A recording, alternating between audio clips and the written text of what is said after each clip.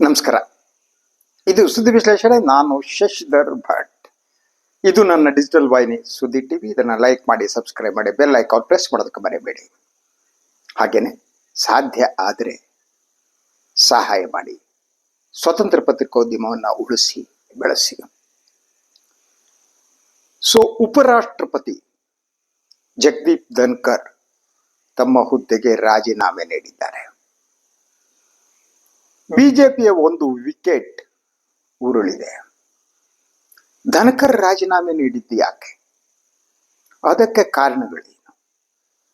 BJP ಒಳಗಿನ ಆಂತರಿಕ ಬಿಕ್ಕಟ್ಟು ಏನಿದೆ ಅದು ಇನ್ನೊಂದು ರೂಪ ಪಡಿತಾ ಇದೆಯಾ? ಬಿಜೆಪಿ ಮತ್ತು ಸಂಘ ಪರಿವಾರದ ಸಂಘರ್ಷ ಕೂಡ ಈ ಬೆಳವಣಿಗೆ ಕಾರಣ. ಹೀಗೆ ಹಲವು ಪ್ರಶ್ನೆಗಳು ನನ್ನ ಮುಂದೆ ಒಂದೊಂದೇ ಮಾತನಾಡ್ತಾ ಹೋಗೋಣ. ಜಗದೀಪ್ ಧನ್ಕರ್ ತಮ್ಮ ರಾಜೀನಾಮೆ ಪತ್ರದಲ್ಲಿ ನಿನ್ನೆ ಆರೋಗ್ಯದ ಕಾರಣವನ್ನ ನೀಡಿದ್ರು. ಆದರೆ ಅವರ ರಾಜೀನಾಮೆಗೆ ಆರೋಗ್ಯದ ಕಾರಣ ಏನಿದೆ ಅದು ನಿಜವಲ್ಲ. ಅದಕ್ಕೆ ಬೇರೆ ಏನೋ ಕಾರಣಗಳಿರಬೇಕು ಅಂತ. ಯಾಕೆಂದ್ರೆ ಜಗದೀಪ್ ಧನ್ಕರ್ ಅವರ ಆರೋಗ್ಯ ಏನಿದೆ ಅದು ಕೆಟ್ಟಿರ್ಲಿಲ್ಲ. ಈ ಕೆಲವು ದಿನಗಳ ಹಿಂದೆ ಏನೋ ಒಂದು ಸಾಧಾರಣ ಮನುಷ್ಯನಿಗೆ ಆಗೋಗಿ ಅದ್ ಬಿಟ್ರೆ ಅವರ ಆರೋಗ್ಯ ಸಾಧಾರಣವಾಗಿ ಚೆನ್ನಾಗೇ ಇತ್ತು. ಇದ್ದಕ್ಕಿದ್ದ ಹಾಗೆ ದಿಢೀರಾಗಿ ಅವರು ರಾಜೀನಾಮೆಯನ್ನ ಸಲ್ಲಿಸಿದ್ರು. ರಾಜ್ಯಸಭೆಯ ಕಲಾಪ ನಡೀತಾ ಇರುವಂತ ಸಂದರ್ಭದಲ್ಲಿ, ಹಾಗೇನೆ ಅವರು ಬಿಸಿನೆಸ್ ಅಡ್ವೈಸರಿ ಕಮಿಟಿ ಸಭೆ ಕೂಡ ಕರೆದರು. ಇಂಥ ಸಂದರ್ಭದಲ್ಲಿ ಅವರು ತಕ್ಷಣ ಒಂದು ನಿರ್ಧಾರಕ್ಕೆ ಬರೋದಕ್ಕೆ ಕಾರಣ ಏನು? ಒಂದು, ಅವರು ಈಗೋ ಹರ್ಟ್ ಆಯ್ತು ಅಂತ ಹೇಳಲಾಗ್ತಾ ಇದೆ. ಒಂದು, ಮೋದಿ ಮತ್ತು ಅಮಿತ್ ಶಾ ಏನಿದ್ದಾರೆ, ಅಮಿತ್ ಶಾ ಅವರ ಅಣತಿಯಂತೆ ನಡೆದು ಅವರು ಸುಸ್ತಾಗಿದ್ರು ಅಂತ. ಅವರು ಎಷ್ಟರ ಮಟ್ಟಿಗೆ ಸುಸ್ತಾಗಿದ್ರು ಅಂದ್ರೆ, ಸಾಂವಿಧಾನಿಕವಾಗಿ ರಾಜ್ಯಸಭೆಯನ್ನ ಕಲಾಪವನ್ನ ನಿರ್ವಹಿಸಬೇಕಾದಂತ ಸಭಾಪತಿ ಧನ್ಕರ್ ಪ್ರತಿಪಕ್ಷಗಳಿಂದ ವಾಗ್ದಂಡನೆಗೆ ಗುರಿಯಾಗುವ ಹಂತಕ್ಕೆ ಹೋಗ್ಬಿಟ್ಟಿದ್ರು. ಅವರು ಸತತವಾಗಿ ಪ್ರತಿಪಕ್ಷಗಳ ಮಾತುಗಳನ್ನ ಕಡಿತಗೊಳಿಸ್ತಿದ್ರು ಅನ್ನುವ ಆರೋಪ ಅವ್ರ ಮೇಲಿತ್ತು. ಪ್ರತಿಪಕ್ಷಗಳಿಗೆ ಮಾತನಾಡೋದಕ್ಕೆ ಅವಕಾಶ ಕೊಡ್ತಿಲ್ಲ ಅನ್ನುವ ಆರೋಪ ಇತ್ತು. ಪ್ರತಿಪಕ್ಷದ ನಾಯಕರುಗಳು ಮಾತನಾಡ್ತಾ ಇದ್ದಾಗ ಮಧ್ಯ ಪ್ರವೇಶಿಸಿ ಅವರನ್ನ ಬಾಯಿಯನ್ನು ಮುಚ್ಚಿಸ್ತಾ ಇದ್ರು ಅಂತ. ಇದು ಒಂದು ರೀತಿಯಲ್ಲಿ ಜನತಂತ್ರವನ್ನ ಕತ್ತು ಹಿಸುಕುವ ಕೆಲಸ ಅಂತ ಪ್ರತಿಪಕ್ಷಗಳು ಹೇಳಿದ್ರು. ಧನ್ಕರ್ ಈ ರೀತಿ ಯಾಕೆ ನಡ್ಕತಾರೆ? ಹಾಗೆ ನೋಡಿದ್ರೆ ಅವರು ಕಾನೂನು ತಜ್ಞರು, ವಕೀಲರಾಗಿದ್ದವರು, ಸಂವಿಧಾನವನ್ನ ಓದಿದವರು, ತಿಳಿದುಕೊಂಡವರು, ಯಾರೋ ಗಮಾರ ಅಲ್ಲ ಅವರು. ಹಾಗಿದ್ರೆ ಸಂವಿಧಾನದ ಮೂಲ ಆಶಯಗಳಿಗೆ ವಿರುದ್ಧವಾಗಿ ಅವರು ನಡೆದುಕೊಳ್ತಾ ಇದ್ದುದು ಇನ್ನಾರದೋ ಒತ್ತಡದ ಕಾರಣದಿಂದನ. ಅವರಿಗೆ ತಾನು ಏನ್ ಅನ್ಸುತ್ತೋ, ತಾನು ಹೇಗೆ ನಡಿಬೇಕೋ ನಡೆಸಿಕೊಳ್ಳುವುದಕ್ಕೆ ಅವಕಾಶ ಇಲ್ಲ ಅನ್ನುವ ನೋವು, ಪ್ರೆಷರ್, ಒತ್ತಡ ಒಳಗಡೆ ಇತ್ತ ಅವರಿಗೆ. ಹಾಗೆ ಅನ್ಸುತ್ತೆ. ನಿನ್ನೆ ಅವರು ದಿಢೀರಾಗಿ ಕೊಡುವುದಕ್ಕೆ ಕಾರಣವನ್ನು ಹುಡುಕಲ. ಒಂದ್ ಕಡೆ ಪ್ರತಿಪಕ್ಷಗಳು ಅವರ ಮೇಲೆ ಇಂಪೀಚ್ಮೆಂಟ್ ಮೋಷನ್ ತರುವ ಒಂದು ಯತ್ನವನ್ನು ನಡೆಸ್ತಾ ಇದ್ರು. ಆದ್ರೆ ಅವರಿಗೆ ಪ್ರತಿಪಕ್ಷಗಳಿಗೆ ಬೇಕಾದಷ್ಟು ಸದಸ್ಯರ ಬೆಂಬಲ ಇರಲಿಲ್ಲ ಅಂತ. ಆ ಬೆಳವಣಿಗೆ ಒಂದ್ ಕಡೆ ನಡೀತಾ ಇತ್ತು. ಇದು ಈ ಅಧಿವೇಶನದಲ್ಲಿ ಮಾತ್ರ ಅಲ್ಲ, ಹಿಂದಿನ ಅಧಿವೇಶನದಲ್ಲೂ ಕೂಡ ಪ್ರತಿಪಕ್ಷಗಳು ಸಾಕಷ್ಟು ಅನುಭವಿಸಿದ್ವು. ಅವರ ಧ್ವನಿ ಏನಿದೆ ಆ ಧ್ವನಿ ಎಲ್ಲೋ ಹತ್ತಿಕ್ಕಲಾಗ್ತಾ ಇದೆ ಅನ್ನುವ ಭಾವನೆ ಪ್ರತಿಪಕ್ಷಗಳೇ ಬಂದಿತ್ತು. ಇದು ಒಂದು. ಆದರೆ ನಿನ್ನೆ ಅವರು ರಾಜೀನಾಮೆ ಕೊಡುವುದಕ್ಕಿಂತ ಮೊದಲು ಒಂದು ಬೆಳವಣಿಗೆ ನಡೀತು ರಾಜ್ಯಸಭೆಯಲ್ಲಿ. ಆಪರೇಷನ್ ಸಿಂಧೂರದ ಬಗ್ಗೆ ಚರ್ಚೆ ನಡಿಬೇಕು ಅನ್ನುವುದಕ್ಕೆ ಸಂಬಂಧಪಟ್ಟ ಹಾಗೆ ಅವರು ಮಲ್ಲಿಕಾರ್ಜುನ್ ಖರ್ಗೆ ಏನಿದ್ದಾರೆ ರಾಜ್ಯಸಭೆಯ ಕಾಂಗ್ರೆಸ್ ಪಕ್ಷದ ಪ್ರತಿಪಕ್ಷದ ನಾಯಕರು, ಅವರಿಗೆ ಮಾತನಾಡುವುದಕ್ಕೆ ಪೂರ್ಣ ಅವಕಾಶವನ್ನ ಧನ್ಕರ್ ಫಸ್ಟ್ ಟೈಮ್ ಕೊಟ್ಬಿಟ್ಟಿದ್ರು. ಆದ್ರಿಂದ ಸದನದಲ್ಲಿ ಆಪರೇಷನ್ ಸಿಂಧೂರದ ಬಗ್ಗೆ ಚರ್ಚೆ ನಡೆಸುವುದಕ್ಕೆ ಅವಕಾಶ ಕೊಡ್ತೀನಿ ಅಂತ ಹೇಳಿದ್ರು. ಬಹುತೇಕ ದೆಹಲಿಯ ಮೂಲಗಳ ಪ್ರಕಾರ ಅವರ ಈ ನಡವಳಿಕೆ ಏನಿದೆ ಇದು ಅಮಿತ್ ಶಾ ಮತ್ತು ಮೋದಿ ಅವರಿಗೆ ಇಷ್ಟ ಆಗಿರಲಿಲ್ಲ. ಖರ್ಗೆ ಅವರ ಮಾತನ್ನ ತುಂಡರಿಸಬೇಕಾಗಿತ್ತು, ಅವರಿಗೆ ಮಾತನಾಡೋದಕ್ಕೆ ಅವಕಾಶನೇ ಕೊಡಕೂಡದಾಗಿತ್ತು ಅನ್ನುವುದು ಅಮಿತ್ ಶಾ ಮತ್ತು ಮೋದಿ ಅವರ ವಾದ ಆಗಿತ್ತಂತೆ. ಅದರಲ್ಲಿ ಅಚ್ಚರಿ ಪಡಬೇಕಾದ್ದೇನೂ ಇಲ್ಲ. ಮೋದಿ ಮತ್ತು ಅಮಿತ್ ಶಾ ಇಬ್ರು ಕೂಡ ಅವರು ಡೆಮೊಕ್ರೇಟ್ ಅಲ್ಲ, ಜನತಂತ್ರದಲ್ಲಿ ಅವರಿಗೆ ನಂಬಿಕೆ ಕಡಿಮೆ.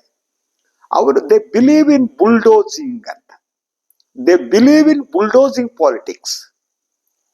ಸೊ ಬುಲ್ಡೋಸಿಂಗ್ ಪಾಲಿಟಿಕ್ಸ್ ಅಂತಂದ್ರೆ ಬೇರೆಯವರ ಧ್ವನಿಯನ್ನ ಸತತವಾಗಿ ಹತ್ತೆಕ್ತಾ ಹೋಗುವುದು, ತಾವು ಹೇಳಬೇಕಾದ್ದನ್ನ ಹೇಳ್ತಾ ಹೇಳ್ತಾ ಹೇಳ್ತಾ ರಿಪೀಟ್ ಮಾಡ್ತಾ ಮಾಡ್ತಾ ಸುಳ್ಳನ್ನ ಸತ್ಯವನ್ನಾಗಿಸುವ ಒಂದು ಯತ್ನ ನಡೆಸೋದು. ಇದು ಅವರು ಕೆಲಸ ಮಾಡುವ ರೀತಿ,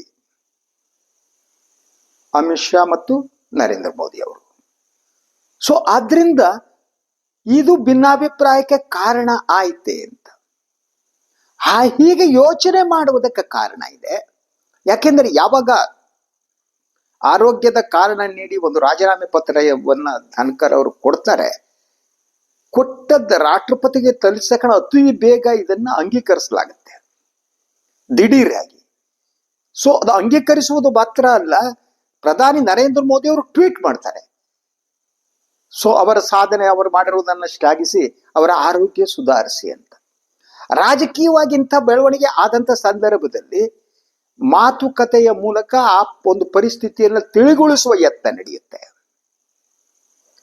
ಅವರು ತಿಳಿಗೊಳಿಸುವ ಯತ್ನ ಇಲ್ಲಿ ನಡೆದೇ ಇಲ್ಲ. ಮತ್ತು ತರಾತುರಿಯಲ್ಲಿ ದಿಢೀರಾಗಿ ರಾಜೀನಾಮೆಯ ಅಂಗೀಕಾರ ಮತ್ತು ಮೋದಿಯವರ ಈ ಟ್ವೀಟ್ ಅನ್ನ ಗಮನಿಸಿದರೆ ದರ್ ಈಸ್ ಸಮಥಿಂಗ್ ಫಿಶಿ. ಅಂದ್ರೆ ಬಿಜೆಪಿ ಅವರ ರಾಜೀನಾಮೆಯನ್ನ ಬಯಸಿತ್ತು ಅಂತ ಅನ್ಸೋದು ಪ್ರಾರಂಭ ಆಗುತ್ತೆ. ಅಂದ್ರೆ ಸೊ ಉಪರಾಷ್ಟ್ರಪತಿಯ ಸ್ಥಾನಕ್ಕೆ ಇನ್ನೊಬ್ಬರನ್ನ ನೇಮಿಸುವುದಕ್ಕೆ ಬಿಜೆಪಿ ಒಳಗಡೆಯಿಂದ ಪ್ಲಾನ್ ಮಾಡಿರ್ಬೇಕು ಅಂತ ಅನ್ಸುತ್ತೆ. ಅದ್ರ ಜೊತೆ ಹೆಸರು ಕೂಡ ಕೇಳಿ ಬರ್ತಾ ಇವೆ. ಈಗ ದೆಹಲಿ ಮೂಲಗಳ ಪ್ರಕಾರ, ರಾಷ್ಟ್ರೀಯ ವಾಹಿನಿಗಳ ಪ್ರಕಾರ ನಡ್ಡಾ ಅವರು ಆಗಬಹುದು, ರಾಜನಾಥ್ ಸಿಂಗ್ ಆಗಬಹುದು, ಹೀಗೆ ಚರ್ಚೆಗಳು ಪ್ರಾರಂಭ ಆಗಿವೆ. ಇಂತಹ ಚರ್ಚೆಗಳು ಪ್ರಾರಂಭ ಆಗಿ ಹೆಸರುಗಳನ್ನ ಹೇಳುವಾಗ ಸೊ ಇಂಥ ಹೆಸರುಗಳು ಎಲ್ಲಿ ಸಿಗ್ತವೆ? ಬಿಜೆಪಿ ಮೂಲದಿಂದಲೇ ಸಿಗ್ಬೇಕಲ್ವಾ. ಈಗ ರಾಷ್ಟ್ರೀಯ ಚಾನೆಲ್ಗಳು ಬೆಳಗಿನಿಂದ ಹೇಳ್ತಾ ಇದೆ, ನಡ್ಡಾ ಹೆಸರನ್ನ ಹೇಳ್ತಾ ಇದ್ವೆ, ರಾಜನಾಥ್ ಸಿಂಗ್ ಅವರ ಹೆಸರನ್ನ ಹೇಳ್ತಾ ಇದ್ದಾರೆ, ಅವರ ಉಪರಾಷ್ಟ್ರಪತಿ ಆಗಬಹುದು ಅಂತ. ಇಂತಹ ಮಾತುಗಳು ಕೇಳಿ ಬರ್ತವೆ ಅಂತ ಅಂದ್ರೆ ಅದರ ಹಿಂದೆ ಒಂದು ಬಿಗ್ಗರ್ ಪ್ಲಾನ್ ಇತ್ತು ಮತ್ತು ಜಗದೀಪ್ ಧನ್ಕರ್ ಅವರನ್ನ ಆ ಸ್ಥಾನದಿಂದ ರಾಜೀನಾಮೆ ಕಳಿಸುವ ಒಂದು ಯತ್ನ ನಡೀತಾ ಇತ್ತು ಅಂತ. ಇದು ಒಂದು ರೀತಿಯ ಚರ್ಚೆ. ಇನ್ನೊಂದು, ಸೊ ಬಿಜೆಪಿ ಮತ್ತು RSS ನಡುವಿನ ಸಂಘರ್ಷ ಇದೆಯಲ್ಲ, ಅದೇನಾದ್ರೂ ಇದರಲ್ಲಿ ಪಾತ್ರ ವಹಿಸಿದೆಯಾ ಅನ್ನೋದು. ಮೋಹನ್ ಭಾಗವತ್ ಅವರು 75 ವರ್ಷದವರೆಲ್ಲ ರಾಜಕೀಯ ನಿವೃತ್ತಿ ಪಡಿಬೇಕು ಅನ್ನುವ ಮಾತು ಹೇಳಿದ್ರಲ್ಲ, ಅದು ಯಾರನ್ನ ಉದ್ದೇಶಿಸಿ ಹೇಳಿದ್ರು ಅಂತ ಯೋಚಿಸುವಾಗ ಅದು ಮೋದಿ ಅಂತ ಹೇಳಲಾಗ್ತಾ ಇತ್ತು. ಆದ್ರೆ RSS ಬಿಜೆಪಿಯ ಒಳಗೆ ಹೊಸ ನಾಯಕತ್ವ ಏನಿದೆ, ಆ ನಾಯಕತ್ವ ಬರಬೇಕು ಅನ್ನೋದು RSS ಚಿಂತನೆ ಮತ್ತು ವಾದ. ಯಾರು ವಯಸ್ಸಾದ ಈ ನಾಯಕರುಗಳನ್ನ ನೇಪಥ್ಯಕ್ಕೆ ಸರಿಸಿ ಹೊಸ ನಾಯಕರು ಏನಿದ್ದಾರೆ ಅವರು ಮುಂಚೂಣಿಗೆ ಬರಬೇಕು, ಅವ್ರ ನಾಯಕತ್ವವನ್ನು ವಹಿಸ್ಕೋಬೇಕು. ಇದು RSS ಚಿಂತನೆ. ಈ ಹಿನ್ನೆಲೆಯಲ್ಲಿ ನೋಡೋದಾದ್ರೆ ಸೊ ಜಗದೀಪ್ ಧನ್ಕರ್ ಅವರಿಗೆ 75 ವರ್ಷ ಆಗ್ತಾ ಇದೆ. ಇಂತಹ ಒತ್ತಡಗಳ ಕಾರಣದಿಂದಾಗಿ ಜಗದೀಪ್ ಧನ್ಕರ್ 75 ಹ್ಯಾಂಗೂ ಆಗ್ತಾ ಇದೆ ಅಂತ ಇದು ಮಾಡಿದ್ರ ಅಂತ. ಸೊ ಅದರ ಜೊತೆಗೆ ಸೊ ಮೂಲಭೂತವಾಗಿ ಜಗದೀಪ್ ಧನ್ಕರ್ RSS ಹಿನ್ನೆಲೆಯಿಂದ ಬಂದವರಲ್ಲ. ಅವರು ಕಾಂಗ್ರೆಸ್ನಲ್ಲಿ ಇದ್ದಂಥವ್ರು, ಅದಕ್ಕೂ ಮೊದಲು ಜನತಾ ಪರಿವಾರದಲ್ಲಿ ಇದ್ದವರು. ಅವರು ಬಿಜೆಪಿಗೆ ಬಂದಿದ್ದು 2008ರಲ್ಲಿ. ಬಂದ ಮೇಲೆ ಇಡೀ ಬಿಜೆಪಿ ವಾತಾವರಣಕ್ಕೆ ಅವರು ಅತಿ ಬೇಗ ಹೊಂದ್ಕೊಬಿಟ್ರು. ಬಿಜೆಪಿಯ ಧ್ವನಿಯಲ್ಲಿ ಅವರು ಮಾತನಾಡೋದಕ್ಕೆ ಪ್ರಾರಂಭ ಮಾಡಿದ್ರು. ಸೊ ರಾಜ್ಯಸಭೆಯ ಸಭಾಪತಿ ಆದ ಮೇಲೆ ಅವರ ಇಡೀ ವರ್ತನೆ ಸೊ ಬಿಜೆಪಿ ಮತ್ತು ಸರ್ಕಾರದ ರಕ್ಷಣೆ ಮಾಡುವಂತ ಕೆಲಸವನ್ನ ಅವರು ಯಶಸ್ವಿಯಾಗಿ ಮಾಡ್ತಾ ಬಂದರು. ಸೊ ಪ್ರಾಯಶಃ ಭಾರತದ ಈ ಜನತಾಂತ್ರಿಕ ಇತಿಹಾಸದಲ್ಲಿ, ಸಂಸದೀಯ ಇತಿಹಾಸದಲ್ಲಿ ಯಾವ ಉಪರಾಷ್ಟ್ರಪತಿ ಕೂಡ ಈ ಮಟ್ಟಿಗೆ ಸರ್ಕಾರವನ್ನ ರಕ್ಷಣೆ ಮಾಡಿದ ಇನ್ನೊಂದು ಉದಾಹರಣೆ ಇಲ್ಲ. ನೀವು ಕೆ ಆರ್ ನಾರಾಯಣ ಎಲ್ಲರನ್ನೂ ನೀವು ನೋಡ್ತಾ ಬನ್ನಿ, ಆದಷ್ಟು ಅವರು ಜನತಾಂತ್ರಿಕವಾಗಿ ನಡೆದುಕೊಂಡಿದ್ದಾರೆ ಮತ್ತು ಆದಷ್ಟು ಇಂಪಾರ್ಷಿಯಲ್ ಆಗಿ ಇರೋದಕ್ಕೆ ಯತ್ನ ಮಾಡಿದ್ರು ಈ ಹಿಂದಿನ ಎಲ್ಲ ರಾಷ್ಟ್ರಪತಿಗಳು. ಜಗದೀಪ್ ಧನ್ಕರ್ ಆಗಿರಲಿಲ್ಲ, ಓಪನ್ ಆಗಿ ಸರ್ಕಾರದ ಪರವಾಗಿ ಬ್ಯಾಟ್ ಬೀಸ್ತಾ ಇದ್ರು, ಸರ್ಕಾರದ ಪರವಾಗಿದ್ದರು, ಸರ್ಕಾರವನ್ನ ರಕ್ಷಿಸುವುದಕ್ಕಾಗಿ ಕಂಕಣಬದ್ಧರಾದ ಚೌಕಿದಾರರಾಗಿದ್ದರು. ಸೊ ಅದರಿಂದ ಪ್ರತಿಪಕ್ಷಗಳ ಬಾಯಿಯನ್ನ ಮುಚ್ಚಿಸುವ ಒಂದು ಕೆಲಸ ನಡೀತಾ ಇದೆ ಅನ್ನುವ ಆರೋಪ ಕೂಡ ಅವ್ರ ಮೇಲೆ ಇತ್ತು. ಇಷ್ಟರ ಮಟ್ಟಿಗೆ ಬಿಜೆಪಿಗೆ ಹೊಂದಿಕೊಂಡಂತಹ ಧನ್ಕರ್ ಇದ್ದಕ್ಕಿದ್ದ ಹಾಗೆ ಅಧಿಕಾರ ತ್ಯಾಗ ಮಾಡಿ ಹೊರಟದ್ದು ಅಂತ. ಹಾಗೆ ನೋಡಿದ್ರೆ ಅವ್ರಿಗೆ ಆರೋಗ್ಯ ಕೆಟ್ಟಿದೆ ಅಂತ ಹೇಳೋದಕ್ಕೆ ಕಾರಣಗಳೇ ಇರಲಿಲ್ಲ. ಅವರು ನಿನ್ನೆ ಮೊನ್ನೆಯಿಂದಲೂ ಅವರು ಕೆಲವು ಪ್ರೋಗ್ರಾಮ್ಗಳನ್ನ ಹಾಕೊಂಡಿದ್ರು. ರಾಜಸ್ಥಾನದಕ್ಕೆ ಹೋಗೋದು, ಜೈಪುರಕ್ಕೆ ಹೋಗೋ ಕಾರ್ಯಕ್ರಮ ಇತ್ತು. ಸೊ ಅದರಿಂದ ಅವರಿಗೆ ಹಾಗೆ ಹೇಳಕ್ಕಾಗ್ತಿಲ್ಲ. ಮತ್ತು ರಾಷ್ಟ್ರಪತಿ ಉಪರಾಷ್ಟ್ರಪತಿಗಳಾದವರಿಗೆಲ್ಲ ವಯಸ್ಸಾದ್ರೂ ಏನು ಪ್ರಾಬ್ಲಮ್ ಇರಲ್ಲ, ಸದನ ನಡೆಸೋದು ಅಷ್ಟೇ. ಆರೋಗ್ಯ ಸ್ವಲ್ಪ ಹೆಚ್ಚು ಕಮ್ಮಿ ಆದ್ರೂ ಅಧಿಕಾರ ಇದ್ದಾಗ ನೋಡ್ಕೊಳ್ಳೋರು ಇರ್ತಾರೆ, ಇನ್ನೊಂದು ಇರ್ತಾರೆ. That is not a big issue at all. ಅದರಿಂದ ಆರೋಗ್ಯದ ಇಶ್ಯೂ ಅಲ್ಲ ಅಂತ. ಇದು ಇನ್ನೊಂದು ಏನನ್ನು ತೋರಿಸುತ್ತೆ ಅಂದ್ರೆ, ಬಿಜೆಪಿ ಒಳಗಡೆ ಸಮಥಿಂಗ್ ಈಸ್ ಹ್ಯಾಪನಿಂಗ್ ಅಂತ. ಅದು ಏನು ಅನ್ನುವ ಸ್ಪಷ್ಟತೆ ಇಲ್ಲ. ಆದರೆ ಬಿಜೆಪಿ ಒಳಗಡೆ ಏನೇನೋ ಬೆಳವಣಿಗೆಗಳಾಗ್ತಾ ಇದೆ.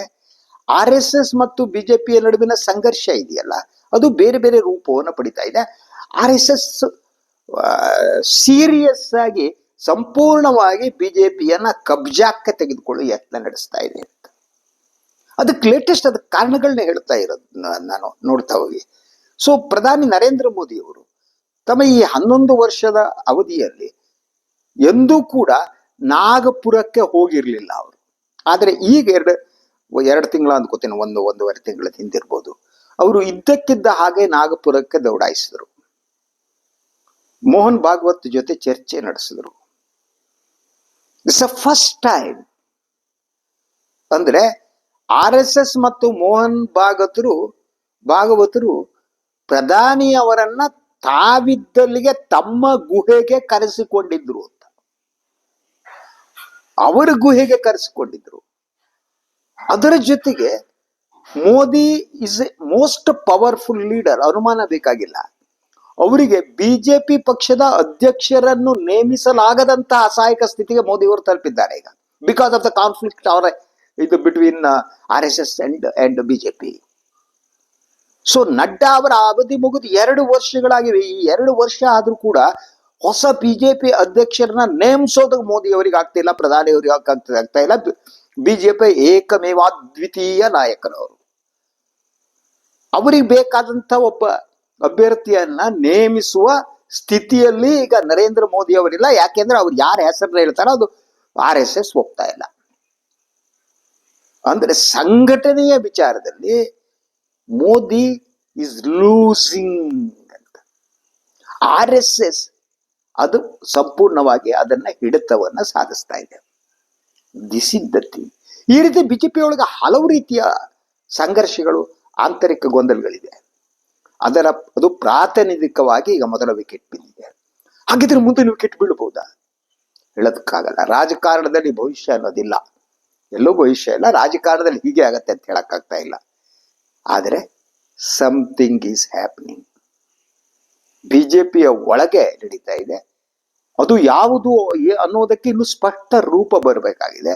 ಅದಕ್ಕೆ ಬೇಕಾದ ಕೆಲವು ಅಂಶಗಳು, ಕೆಲವು ವಿಚಾರಗಳು ಹೊರಗಡೆ ಬರಬೇಕಾಗಿದೆ. ಸೊ ಅದರಿಂದ ಧನ್ಕರ್ ಅವರ ಈ ರಾಜೀನಾಮೆಯ ಹಿಂದೆ ಹಲವು ಸುಳಿಗಳಿವೆ. ಅದು ನೇರವಾಗಿ ಕಾಣುವಂತಿಲ್ಲ. ನಾನು ಹೇಳ್ತಾ ಬಂದಾಗ ಅದು ಆರೋಗ್ಯದ ಕಾರಣ ಅಲ್ವೇ ಅಲ್ಲ. ಧನ್ಕರ್ ಅವರಿಗೆ ಹರ್ಟ್ ಆಗಿದೆ, ಅವರ ಈಗೋಸ್ಗೆ ಹರ್ಟ್ ಆಗಿದೆ. ಬೇರೆಯವರ ನಿಯಂತ್ರಣದಲ್ಲಿ ಕೆಲಸ ಮಾಡಿ ಮಾಡಿ ಅತ್ಯಂತ ಮಹತ್ವದ ಸಾಂವಿಧಾನಿಕ ಹುದ್ದೆಯಲ್ಲಿ ಧನ್ಕರ್ ವಿಫಲರಾಗಿದ್ದಾರೆ. ಅವರಿಗೆ ತಮ್ಮ ಈ ವೈಫಲ್ಯದ ಅರಿವು ಆಗ್ತಾ ಇದ್ದ ಹಾಗೆ ನಾನು ಇನ್ಯಾರದೋ ಒತ್ತಡಕ್ಕೆ ಒಳಗಾಗಿ ಭಾರತ ರಾಜ್ಯಸಭೆಯ ಇತಿಹಾಸದಲ್ಲಿದೆ ಸಭಾಪತಿಯಾಗಿ ನಾನು ನನ್ನ ಕರ್ತವ್ಯವನ್ನು ನಿರ್ವಹಿಸುವುದರಲ್ಲಿ ಸಂಪೂರ್ಣವಾಗಿ ಸಫಲನಾಗಿಲ್ಲ ಅನ್ನುವುದು ಮೋಸ್ಟ್ಲಿ ಧನ್ಕರ್ ಅವರಿಗೆ ಅನಿಸಿದೆ. ಇದೇ ಕಾರಣ ಇರ್ಬೋದು, ಇನ್ನೂ ಕೆಲವು ಕಾರಣಗಳಿರ್ಬೋದು. ಅದನ್ನು ಸೇರಿ ಅವರು ರಾಜೀನಾಮೆ ಸಲ್ಲಿಸಿದ್ದಾರೆ. ಸೊ ವಾಟ್ ವಿಲ್ ಹ್ಯಾಪನ್ ನಾವು? ಈಗ ಹೊಸ ಉಪರಾಷ್ಟ್ರಪತಿಗಳ ಆಯ್ಕೆ ಆಗುತ್ತೆ, ಅದೇನು ಅನುಮಾನ ಬೇಕಾಗಿಲ್ಲ. ರಾಜ್ಯಸಭೆ ಲೋಕಸಭೆಯಲ್ಲಿ NDA ಆಸ್ ಮೆಜಾರಿಟಿ, ಅವ್ರಿಗೆ ಬೇಕಾದವ್ರು ಆಯ್ಕೆ ಮಾಡ್ಕೋತಾರೆ. ಕಾಂಗ್ರೆಸ್ ಏನು ಪ್ರತಿಪಕ್ಷದವರು ಸಾಂಕೇತಿಕವಾಗಿ ಸ್ಪರ್ಧೆನೂ ಮಾಡ್ಬೋದು. ಆದರೆ ಇದಿಷ್ಟಕ್ಕೆ ಸೀಮಿತ ಆಗಿಲ್ಲ.